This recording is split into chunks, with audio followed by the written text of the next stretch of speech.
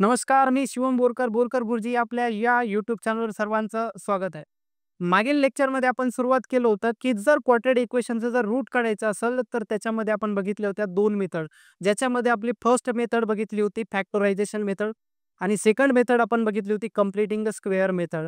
आज आपल्याला सुरुवात करायची आपली थर्ड मेथड, ज्याचं नाव आहे फॉर्म्युला मेथड. तर आपल्याला नावातच कळते, की फॉर्म्युला मेथडमध्ये एक कोणतातरी फॉर्म्युला असणार आहे, ज्याच्यामध्ये फक्त आपल्याला काय करायचंय, व्हॅल्यू सबस्टिट्यूट करायच्यात आणि काय काढायचं सोल्युशन ऑफ क्वाड्रेटिक इक्वेशन. तर आपल्याला फॉर्म्युला मेथडमध्ये बघा या फॉर्म्युल्याचं काय करायचंय डेरिव्हेशन करायचं. तर बघा की जर डेरिव्हेशन करायचं असेल तर आपल्याला आधीचं म्हणजे कंप्लीटिंग स्क्वेअर मेथड आली पाहिजे. तर बघा की आपण घेणार सुरुवातीला एक जनरल क्वाड्रेटिक इक्वेशन. तर या ठिकाणी बघा the general quadratic equation is बघा काय आहे की या ठिकाणी जनरल क्वाड्रेटिक इक्वेशन आहे आपलं ax square plus bx plus c equals to 0 where where a is not equals to 0. तर या ठिकाणी बघा आपल्याला फॉर्म्युला काढायचा, पण कोणाचा वापर करून, कंप्लीटिंग स्क्वेअर मेथडचा वापर करून. तर आपण बघितलं होतं की कंप्लीटिंग स्क्वेअर मेथड सॉल्व्ह करत असताना, या मेथडने सॉल्व्ह करत असताना आपल्याला एक्स स्क्वेअरचा कोइफिशियंट ऑलवेज काय पाहिजे, 1 पाहिजे. तर या ठिकाणी बघा की एक्स स्क्वेअरचा कोइफिशियंट काय आहे, ए आहे. तर या ठिकाणी आपल्याला काय पाहिजेत, 1 पाहिजे. मग या ठिकाणी आपण काय करणार बघा, या ठिकाणी आपण करणार divide divide above equation by A. जर या ठिकाणी आपण ए न जर डिवाइड केलं तर या ठिकाणी आपल्याला बघा काय मिळेल, A upon A X square plus B upon A into X plus C upon A equals to 0.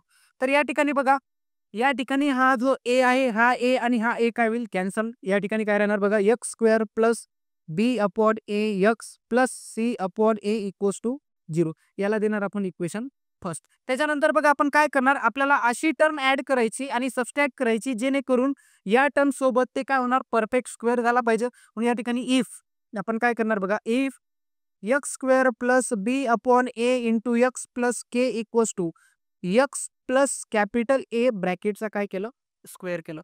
त्याच्यानंतर काय करणार बघा, x square plus B upon A into X plus K equals to, या ठिकाणी कोणता फॉर्म्युला लागल, ए प्लस बी ब्रॅकेटचा square. तर या ठिकाणी x square plus 2ax plus काय, ए स्क्वेअर. त्याच्यानंतर बघा कम्पेअर केल्याच्या नंतर या ठिकाणी बघा कोइफिशियंट ऑफ एक्स आणि या ठिकाणी कोइफिशियंट ऑफ एक्स, त्याच्यानंतर कॉन्स्टंट टर्म आणि कॉन्स्टंट टर्म. म्हणून या ठिकाणी काय लिहिणार, बाय कम्पेअरिंग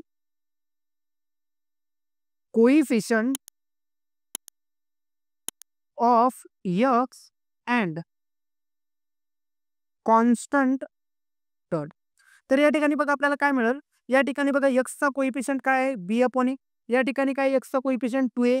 या ठिकाणी आपण लिहिणार B upon A equals to 2a and या ठिकाणी बघा काय लिहू शकतो आपण, K equals to capital A चा स्क्वेअर. त्याच्यानंतर बघा हे 2 या ठिकाणी काय मल्टिप्लाय, इकडे आल्याच्या नंतर काय होणार, डिवाइड. या ठिकाणी आपल्याला ए ची व्हॅल्यू बघा काय मिळणार, बी अपॉन 2a. त्याच्यानंतर बघा ही व्हॅल्यू आपण याच्यात पुट करणार. तर या ठिकाणी बघा के इक्वल्स टू आपल्याला ए च्या ठिकाणी काय पुट करायचं, बी अपॉन 2a ब्रॅकेटचा स्क्वेअर. तर बघा ही जी के ची व्हॅल्यू आहे, ही इक्वेशन फर्स्ट मध्ये आपण काय करणार, ऍड करणार आणि काय करणार, सबस्ट्रॅक्ट करणार. तर या ठिकाणी बघा add and subtract the value of k in equation first. तर आपल्याला इक्वेशन फर्स्ट मध्ये काय करायची, के ची व्हॅल्यू पुट करायची. तर बघा काय करणार, X square plus B by A x plus, तर या ठिकाणी बघा के ची व्हॅल्यू काय, बी अपॉन 2a ब्रॅकेटचा स्क्वेअर मायनस बी अपॉन 2a ब्रॅकेटचा square plus C upon A equals to काय, 0. तर या ठिकाणी बघा आपण के ची व्हॅल्यू ऍड केली आणि काय केली, सबस्ट्रॅक्ट केली. त्याच्यानंतर बघा या ठिकाणी जर तुम्ही बघत असाल तर याला आपण कन्वर्ट करू शकतो ए प्लस बी ब्रॅकेटचा स्क्वेअर. तर कसं, तर या ठिकाणी बघा 2 ची टर्म नाही म्हणून 2 न काय केलं, मल्टिप्लाय केलं. त्याच्यानंतर बघा 2 न जर मल्टिप्लाय केलं तर याला बॅलन्स ठेवण्यासाठी 2 न काय करावं लागेल, डिवाइड इंटू एक्स प्लस बी अपॉन 2a ब्रॅकेटचा स्क्वेअर. त्याच्यानंतर बघा ह्या ज्या कॉन्स्टंट टर्म आहेत आपल्याला काय करायचं, राईट हँड साईडला पाठवायच्या. जर पाठवत असताना याचा काय होणार आहे, जी टर्म मायनस आहे ती काय होणार प्लस, आणि जी प्लस आहे ती काय होणार मायनस. म्हणून या ठिकाणी बघा ही टर्म काय होणार, B upon 2a bracket square plus C upon एचं काय होणार मायनस सी अपॉन ए. त्याच्यानंतर बघा जर या इक्वेशनची लेफ्ट हँड साईड जर तुम्ही बघत असाल तर ही काय होणार ए प्लस बी ब्रॅकेटचा स्क्वेअर, ज्याच्यामध्ये बघा ए म्हणजे कोण होणार एक्स आणि बी म्हणजे कोण होणार बी अपॉन 2a ब्रॅकेटचा स्क्वेअर. त्याच्यानंतर बघा या ठिकाणी बी चा स्क्वेअर काय होणार बी स्क्वेअर आणि 2 चा स्क्वेअर होणार 4 आणि ए चा स्क्वेअर काय होणार ए स्क्वेअर मायनस सी अपॉन ए. तर या ठिकाणी बघा आपण डिनोमिनेटर सेम करू शकतो. तर या ठिकाणी आपल्याला काय करावं लागेल, 4a न या ठिकाणी मल्टिप्लाय आणि 4a न काय करावं लागेल आपल्याला डिवाइड. तर दोन्ही ठिकाणी बघा डिनोमिनेटर सेम करण्यासाठी 4a न मल्टिप्लाय केलं आणि 4a न काय केलं डिवाइड. त्याच्यानंतर बघा x प्लस बी अपॉन 2a ब्रॅकेट स्क्वेअर. या ठिकाणी बघा आता डिनोमिनेटर काय झाला सेम, म्हणून या ठिकाणी 4a स्क्वेअर आणि वरती काय राहिलं बी स्क्वेअर मायनस 4ac. त्याच्यानंतर बघा आपल्याला काय करायचं, taking square root on both side. Taking square root on both side. तर या ठिकाणी बघा x plus B upon 2a equals to plus minus under root B square minus 4ac. याचा स्क्वेअर रूट काय येणार अंडर रूट बी square minus 4ac.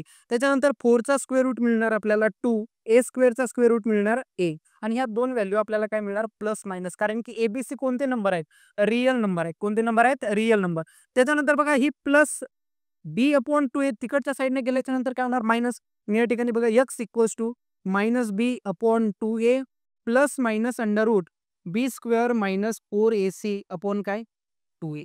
त्याच्यानंतर बघा या ठिकाणी डिनोमिनेटर काय आहे सेम आहे, म्हणून या ठिकाणी डिनोमिनेटर लिहिणार आपण एक वेळेस आणि न्यूमरेटरची काय करणार ऍडिशन आणि subtraction minus b plus minus under root बी स्क्वेअर मायनस 4ac. तर या ठिकाणी बघा आपल्याला हा झाला आपला फॉर्म्युला, ज्याच्यामध्ये आपल्याला दोन रूट मिळणार आहेत, एक मिळणार आहे प्लस सोबत आणि एक मिळणार आहे मायनस सोबत. तर या ठिकाणी बघा आपण जर सेपरेट लिहिलं तर x equals to minus b plus under root B square minus 4ac upon 2a और x equals to minus b minus under root B square minus 4ac upon 2a. तर या ठिकाणी बघा हे जे दोन रूट आहेत हे दाखवू शकतो आपण अल्फा आणि बीटा. तर या ठिकाणी बघा या रूटला आपण म्हणू शकतो alpha equals to minus b plus under root B square minus 4ac upon 2a, आणि याला म्हणू शकतो आपण beta equals to minus b minus under root B square minus 4ac upon 2a. तर या ठिकाणी बघा जर आपण जो फर्स्ट रूट मिळत आहे प्लस सोबत जर त्याला अल्फा कन्सिडर केलं आणि जर सेकंड याला जर बीटा कन्सिडर केलं तर आपला या ठिकाणी अल्फा ऑलवेज मोठा असणार कोणापेक्षा बीटा. काय कारण आहे बघा या ठिकाणी आपल्याला माहिती आहे की स्क्वेअर रूट ऑफ कोणत्याही नंबरचा जर स्क्वेअर रूट घेतला तर तो काय येऊ शकतो पॉझिटिव्ह नंबर. या ठिकाणी काय येणार 3. तर या ठिकाणी आपण कन्सिडर करू की हे जो अंडर रूट बी स्क्वेअर मायनस 4ac ची व्हॅल्यू आपल्याला काय मिळत आहे 3 मिळत आहे. काय मिळत आहे 3. आणि आपण कन्सिडर करू की बी ची व्हॅल्यू त्या ठिकाणी किती आहे 2 आहे. किती आहे 2. तर या ठिकाणी जर आपण व्हॅल्यू पुट केली तर बघा alpha equals to minus 2 plus 3 upon 2a. तर या ठिकाणी आपल्याला काय मिळणार प्लस 1 अपॉन 2a. आणि जर बीटाची व्हॅल्यू जर आपण घेतली बघा मायनस 2 तर या ठिकाणी आपल्याला काय मिळणार मायनस 3 अपॉन 2a. तर या ठिकाणी बघा 1 अपॉन 2a आणि या ठिकाणी बघा काय मिळत आहे मायनस 2 मायनस 3 किती मिळत आहे मायनस 5. म्हणून हा नंबर ऑलवेज मोठा असणार आहे या नंबरपेक्षा. म्हणून या ठिकाणी बघा अल्फा ऑलवेज ग्रेटर असणार आहे कोणापेक्षा बीटा. आणि जर आपण याला अल्फा म्हणलं आणि याला जर बीटा म्हणलं त्यावेळेस आपला अल्फा लहान असणार आहे कोणापेक्षा बीटापेक्षा. तर हे काय झालं आपलं डेरिव्हेशन झालं फॉर्म्युला मेथडमध्ये, ज्याच्यात आपण काय केलं डेरिव्हेशन काढलं फॉर्म्युलाचं. तर कशाचा वापर काढून काढलं कम्प्लिटिंग स्क्वेअर मेथडचा. यानंतर बघू याच्यानंतरचा आपला प्रॉब्लेम. यानंतर बघा आपल्या बुकमध्ये ट्राय दिस म्हणून एक ऍक्टिव्हिटी दिलेली आहे, ज्याच्यामध्ये आपल्याला बघा काय क्वेश्चन विचारलेले आहे. तर या ठिकाणी बघा solve the equation 2x square plus 13x plus 15 equals to 0 by factorisation method by completing the square method and by using formula verify that you will get the same roots every time. तर बघा हे जे problem आहे आपल्याला तिन्ही मेथडनं solve करायचं. Factorisation, completing the square method आणि फॉर्म्युला मेथड, आणि चेक करायचं की तिन्ही वेळेस आपले जे रूट येणार ते काय येणार, सेम येणार. तर सुरुवातीला आपण याला सॉल्व्ह करणार बाय फॅक्टरायझेशन मेथड. तर या ठिकाणी बघा सुरुवातीला आपण सॉल्व्ह करत आहे फॅक्टरायझेशन मेथड. तर या ठिकाणी बघा की जे आपलं एक्झाम्पल आहे गिवन, मध्ये आपल्याला दिलेलं इक्वेशन की 2x² plus 13x plus 15 equals to 0. तर या ठिकाणी बघा आपल्याला दोन्हीचा प्रोडक्ट करायचा. कोणता दोन नंबरचा? या ठिकाणी x² चा कोइफिशियंट आणि कॉन्स्टंट टर्म. तर या ठिकाणी किती होणार? मल्टिप्लिकेशन 30. त्याच्यानंतर बघा याचे असे फॅक्टर पडायचे ज्याची ऍडिशन किती आली पाहिजे? 13, आणि प्रोडक्ट किती आला पाहिजे? 30. तर या ठिकाणी काय पडतात? 10 × 3 बघा किती होणार? 30, आणि 10 + 3 किती होणार?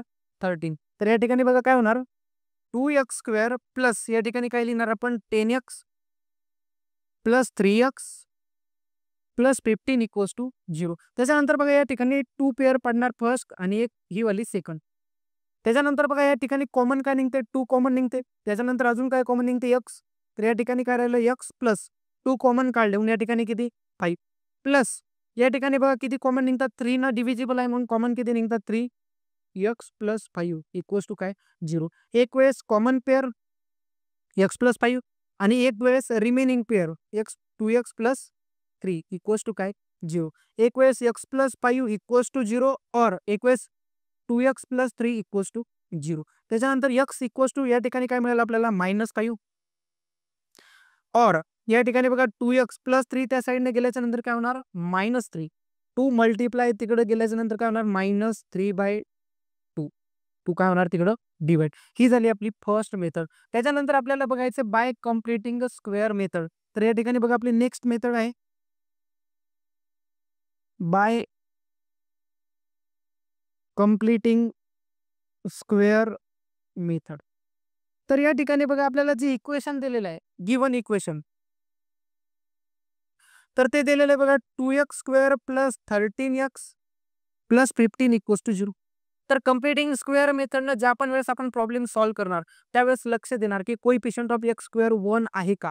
जर असेल तरच आपली पुढची स्टेप, नाही तर आपल्याला काय करावं लागेल? त्या ठिकाणी 1 आणावं लागेल. तर 1 आणण्यासाठी काय करावं लागेल? इथं जे नंबर आहे त्याच नंबरनं काय करावं लागेल आपल्याला? डिवाइड. या ठिकाणी आपण काय करणार बघा? Divide above equation bye 2. तर या ठिकाणी बघा काय मिळणार? 2 न जर 2 ला डिवाइड केलं तर काय मिळणार? 1. म्हणजे x² plus 13/2x plus 15/2 equals to 0. त्याच्यानंतर काय करणार आपण?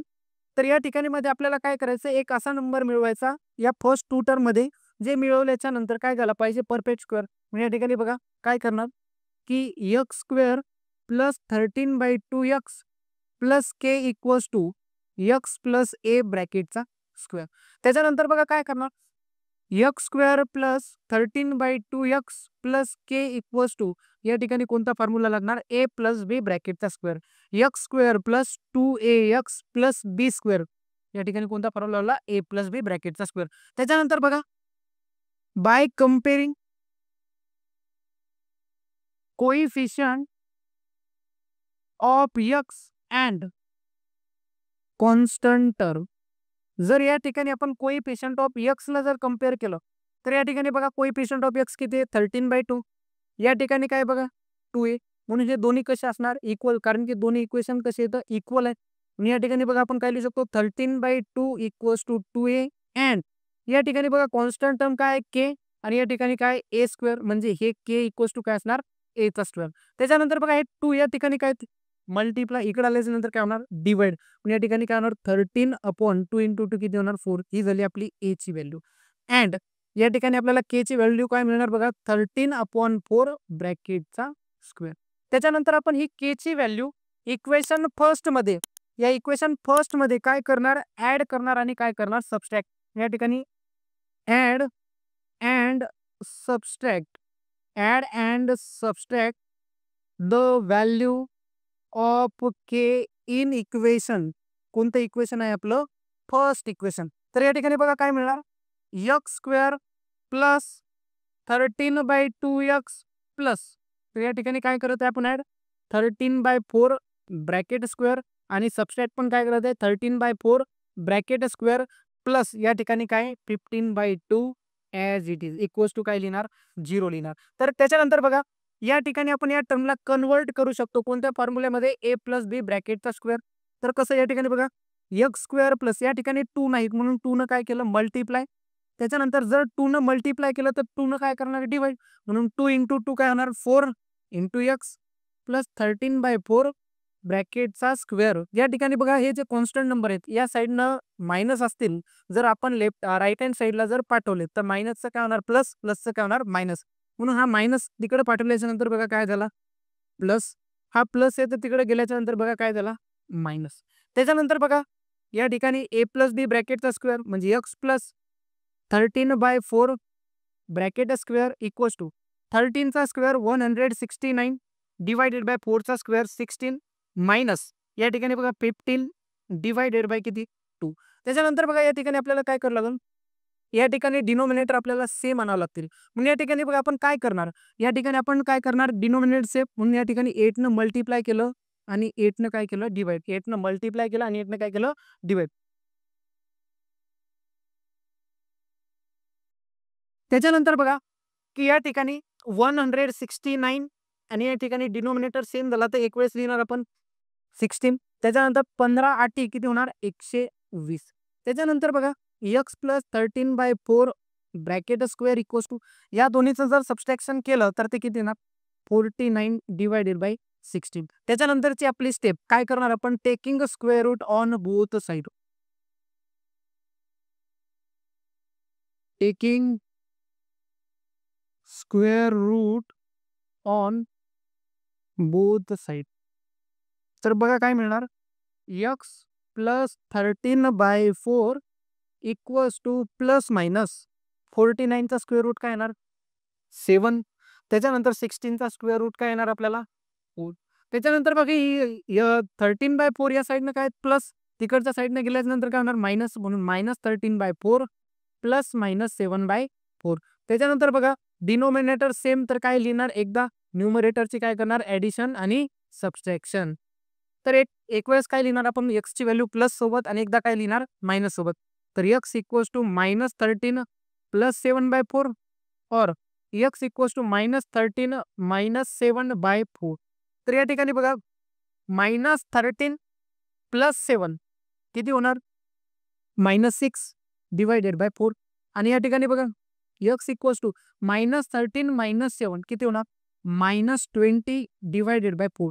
तर हे दोन्ही नंबर बघा 2 न डिव्हिजिबल आहेत 2 2 जा 4 आणि 2 3 जा 6 म्हणून या ठिकाणी x ची व्हॅल्यू काय मिळाली 1 मिळाली -3/2. त्याच्यानंतर बघा x इक्वल्स टू या ठिकाणी जर पूर्ण डिवाइड केलं 4 1 जा 4 4 5 चा -20 आणि या ठिकाणी बघा -5 या ठिकाणी एक आन्सर. तर बघा या दोन्ही जर आपण मेथडमध्ये बघितलं तर या ठिकाणी बघा एक x ची व्हॅल्यू आपल्याला मिळाली -5 त्या ठिकाणी देखील तीच व्हॅल्यू मिळाली आणि या ठिकाणी बघा x इक्वल्स टू -3/2 या ठिकाणी पण बघा x इक्वल्स टू -3/2 या दोन्ही मेथडमध्ये दोन्ही रूट जे आलेत कसे आलेत इक्वल आले. यानंतर बघू आपले नेक्स्ट जी मेथड आहे जे आपल्याला सॉल्व्ह करायचं होतं कोणत्या मेथडनं फॉर्म्युला मेथडनं आणि हे तिन्ही व्हॅल्यू आपल्याला कशा दाखवायच्या होत्या सेम दाखवायच्या. यानंतर आपल्याला हेच प्रॉब्लेम सॉल्व्ह करायचे बाय फॉर्म्युला मेथड आणि आपल्याला चेक करायचं की तिन्ही याच्यात आपले आन्सर सेम येतात किंवा नाही. तर या ठिकाणी बघा गिव्हन जे इक्वेशन आहे गिव्हन इक्वेशन तर आपल्याला गिव्हन इक्वेशन आहे बघा 2x square plus 13x plus 15 equals to 0. तर काय करायचं सुरुवातीला या इक्वेशनला कम्पेअर करायचं जनरल इक्वेशन सोबत compare with ax square plus bx plus c equals to 0. तर या ठिकाणी बघा a ची व्हॅल्यू आपल्याला काय मिळणार a इक्वल्स टू मिळणार 2 b इक्वल्स टू मिळणार आपल्याला 13 आणि c इक्वल्स टू मिळणार 15. त्याच्यानंतर आपण काय करणार सुरुवातीला व्हॅल्यू काढणार b स्क्वेअर मायनस 4ac ची. तर या ठिकाणी बघा b चा स्क्वेअर म्हणजे कोणाचा स्क्वेअर 13चा स्क्वेअर -4 इंटू a ची व्हॅल्यू या ठिकाणी 2 आणि c ची व्हॅल्यू किती मिळणार आपल्याला 15. त्याच्यानंतर 13चा स्क्वेअर 169. त्याच्यानंतर या तिन्हीचं जर मल्टिप्लिकेशन केलं 15 2 जा 30 आणि 30 इंटू 4 किती होणार 120. तर या ठिकाणी या दोन्हीचं जर सबस्ट्रॅक्शन केलं तर ते किती येणार 49. त्याच्यानंतर आपण फॉर्म्युला डिराइव्ह केला म्हणून या ठिकाणी लिहिणार वी नो दॅट काय की x equals to minus b plus minus under root B square minus 4ac upon 2a. तर या ठिकाणी याला द्यायचं इक्वेशन फर्स्ट. तर आपल्याला काय करायचं आता ह्या व्हॅल्यू काय करायच्या पुट करायच्या. मग या ठिकाणी बघा x इक्वल्स टू मायनस बी, बी ची व्हॅल्यू या ठिकाणी काय 13 प्लस मायनस अंडर रूट. तर या ठिकाणी बी स्क्वेअर मायनस 4ac ची व्हॅल्यू काय आली 49 डिवायडेड बाय 2 इंटू. तर a ची व्हॅल्यू बघा या ठिकाणी किती 2 आणि हे कुठून लिहिलं आपण फ्रॉम इक्वेशन फर्स्ट. त्याच्यानंतर बघा x equals to minus 13 plus minus 49 का स्क्वेअर रूट किती येणार 7 आणि या ठिकाणी बघा 2 इंटू 2 किती होणार 4. त्याच्यानंतर एक व्हॅल्यू लिहिणार आपण प्लस सोबत x equals to minus 13 plus 7 by 4 और x equals to minus 13 minus 7 by 4. त्याच्यानंतर बघा x equals to minus 13 plus 7 किती होणार मायनस 6 बाय 4 और x इक्वल्स टू या ठिकाणी काय होणार मायनस 20 बाय 4. त्याच्यानंतर बघा दोन्ही नंबर डिव्हिजिबल आहेत 2 न 2 3 जा आणि 2 2 जा म्हणून x ची व्हॅल्यू एक मिळाली मायनस 3/2 और x ची व्हॅल्यू आपल्याला बघा काय मिळाली पूर्ण डिवाइड केल्यानंतर -5. जर तिन्ही मेथडमध्ये बघत असाल तर त्या इक्वेशनचे आपल्याला तिन्ही मेथडने जरी सॉल्व्ह केलं तरी काय मिळाले तर सेम रूट मिळाले. आणि या ठिकाणी आपल्याला काय करायला सांगितलं होतं व्हेरीफाय. जर आपण कोणतंही क्वाड्रॅटिक इक्वेशन या तिन्ही मेथडनं जर सॉल्व्ह केलं तर त्यांचे जे रूट येतात ते काय मिळतात सेम मिळतात. आता महत्वाची गोष्ट अशी आहे मित्रांनो की जर तुम्हाला बोर्डच्या पेपरमध्ये विचारलं की तुम्हाला फॅक्टरायझेशन मेथडने सॉल्व्ह करायचं किंवा कम्प्लिटिंग स्क्वेअरनं मेथडनं सॉल्व्ह करायचं किंवा तुम्हाला फॉर्म्युला मेथडनं सॉल्व्ह करायचं जे क्वेश्चनमध्ये जे मेन्शन आहे त्याच मेथडनं आपल्याला काय करायचं सॉल्व्ह करायचं. आणि जर आपल्याला तशा पद्धतीचं जर मेन्शन केलेलं नसेल त्यावेळेस आपल्याला जी मेथड सोपी वाटते त्या मेथडनं आपण काय करू शकतो सॉल्व्ह करू शकतो. तर या पद्धतीने बघा आपण आजच्या लेक्चरमध्ये फॉर्म्युला डिराइव्ह केला आणि आपण बघितलं की कोणतंही क्वाड्रॅटिक इक्वेशन जर असेल तर आपण त्याला कोणत्याही मेथडनं जर सॉल्व्ह केलं तर त्याचे जे रूट येतात ते काय मिळतात तर सेम मिळतात. तर आजच्या लेक्चरला या ठिकाणी आपण थांबूयात. जर तुम्हाला हा व्हिडिओ आवडला असेल तर नक्कीच सबस्क्राईब करा आणि शेअर करा.